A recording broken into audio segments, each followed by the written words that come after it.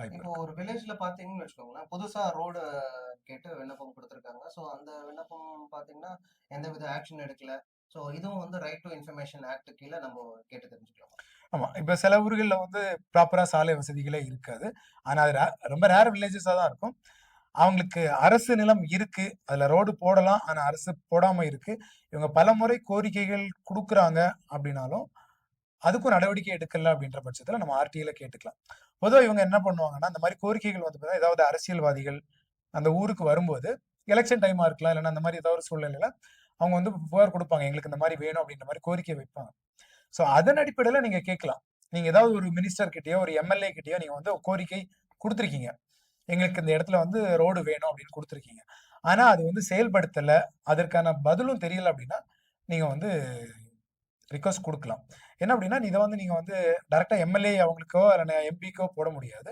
இத நீங்க என்ன பண்ணலாம் அப்படின்னா, அந்த துறை சம்பந்தப்பட்ட அலுவலகம், இல்லன்னா மாவட்ட ஆட்சியர் அலுவலகத்துக்கு நீங்க ஏற்கனவே குடுத்த புகார வச்சுட்டு, அதுல நீங்க ஆர்டிஐ ஃபைல் பண்ணணும்.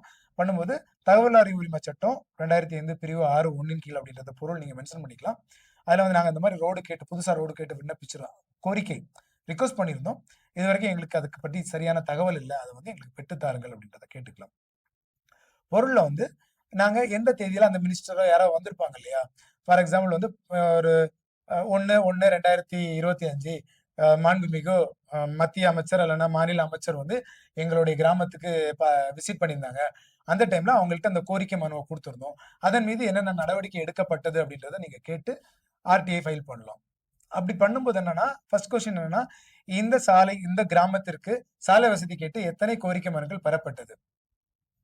பெறப்பட்ட மனுக்கள் உரிய துறைக்கு, உரிய அதிகாரிகளால் அனுப்பி வைக்கப்பட்டதா? சரி. உரிய துறைக்கு அதிகாரிகளுக்கு அனுப்பி வைக்கப்பட்டதுல, அது எந்தெந்த துறைக்கு வந்து அந்த மனுக்கள் அனுப்பி வைக்கப்பட்டது? அப்படின்றத கேட்டுக்கலாம். அந்த துறையில் இருந்து இதுவரைக்கும் தங்களுக்கு ஏதாவது பதில் கிடைத்ததா என்ற தகவல் தேவை அப்படின்னு கேட்டது.